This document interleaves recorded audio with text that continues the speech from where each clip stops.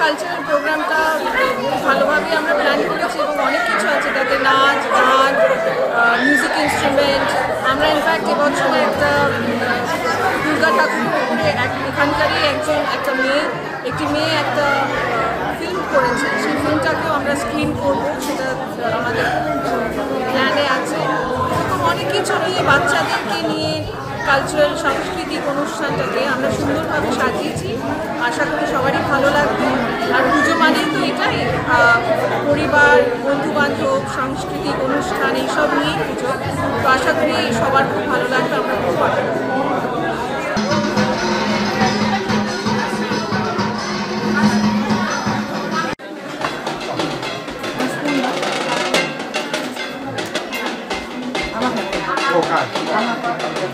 Oh,